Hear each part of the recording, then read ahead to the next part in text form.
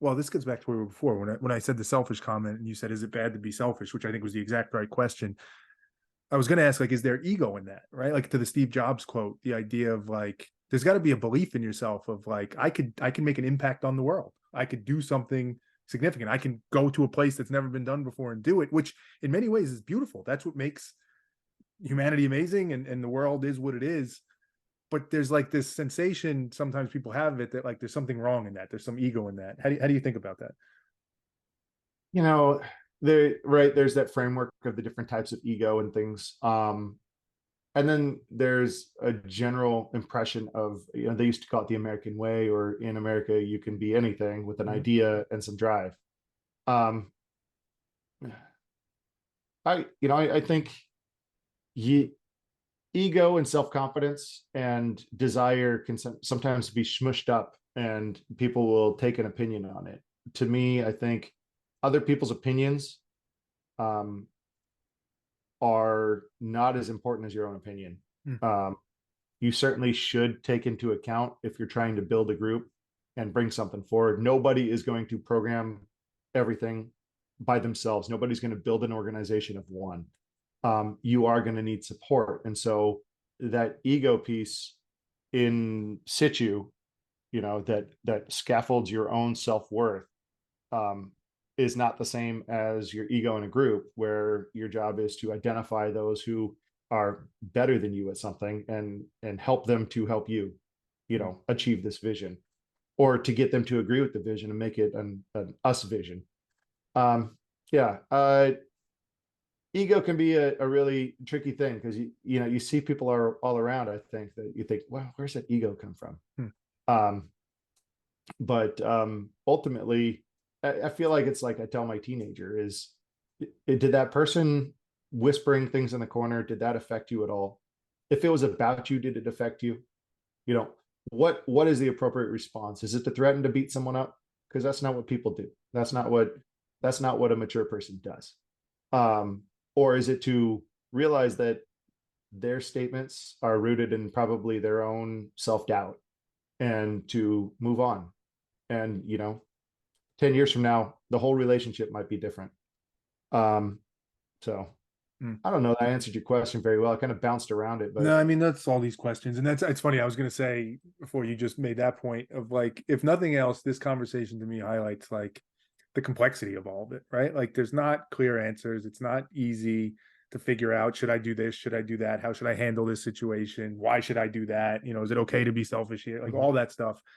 And I guess maybe not to put words in your mouth, so correct me, but like in some ways I can understand where resiliency comes in as a top value, because it's like, I don't know, I can't answer all those questions.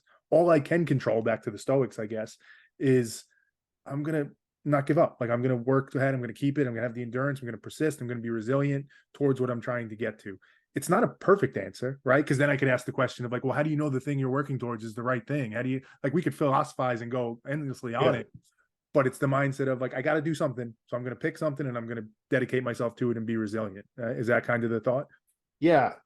So to bring back Stoic thought again, if you go back to Marcus Aurelius, probably the most accessible example of Stoic thought from the ancient world, and reproduced in his memoirs, or what do they call it, philosophies, or reproduced Yeah. many times over.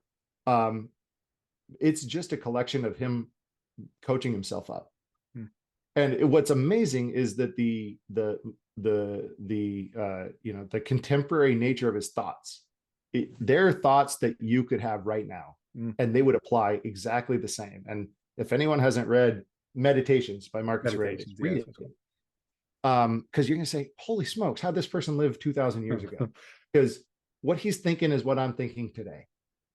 And this is somebody who was, for all intents and purposes, the king of the world at that point in time. 200 million Romans lived under his rule, and he had self-doubts, and he wrote about them, and he wrote about how he thought somebody might go about overcoming them. Hmm. And and it's amazing to me that everything that we are experiencing isn't new. Yes. It's just new to us. Yes.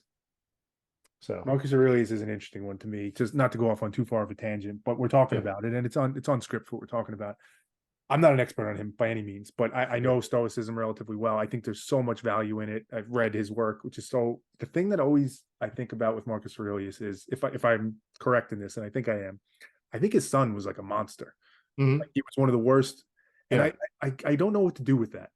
Like, for so many reasons, I want to admire and be like, Marcus Aurelius had something figured out, but then to get that, not saying it's all on him, obviously there's reasons that happens, but like, does that, how do you think about that? Does that bother you at all? Do you struggle with that at all?